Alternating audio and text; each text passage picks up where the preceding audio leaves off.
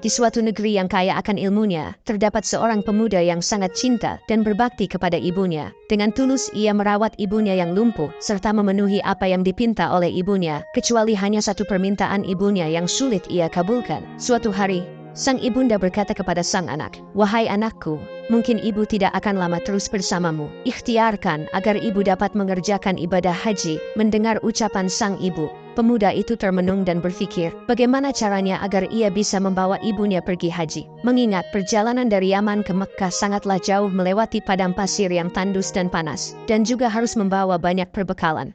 Dengan tekad yang kuat, ia membeli seekor anak lembu untuk dijadikan latihan. Ia menggendong anak lembu tersebut naik turun bukit, hingga lembu itu dewasa. Dan otot-otot di badan pemuda itu semakin berisi dan kuat bertenaga. Sampai musim haji tiba, pemuda itu bersiap menggendong ibunya dari Yaman menuju Mekkah untuk melaksanakan ibadah haji. Dengan rasa cinta kepada ibunya, ia rela berjalan kaki di tengah padang pasir yang tandus dan panas, semata-mata untuk memenuhi permintaan sang ibunda tercinta. Tibalah mereka berdua di tanah suci. Pemuda itu terus menggendong ibunya mengelilingi Ka'bah. Dengan rasa haru dan bahagia, sang ibu terus menangis melihat bakti anak terhadapnya. Di depan Baitullah, sang anak berdoa, "Ya Allah, ampunilah dosa ibuku." Dengan heran si ibu bertanya, "Bagaimana dengan dosamu, wahai anakku?" "Dengan terampuninya dosa ibu, maka ibu akan masuk surga. Cukuplah ridha dari ibu yang akan membawaku ke surga." Dengan karunia Allah, pemuda itu sembuh dari penyakit kulitnya, dan bekas belang di tubuhnya pun hilang, kecuali hanya tinggal selingkaran saja di tengkuknya. Hari demi hari berlalu, pemuda itu berkeinginan untuk menemui Rasulullah di Madinah. Namun ia tidak menjumpainya karena Rasulullah sedang berada di medan pertempuran. Dengan berat hati pemuda itu berpamitan kepada Sayyidah Aisyah dan menitip salam untuk Rasulullah Shallallahu Alaihi Wasallam.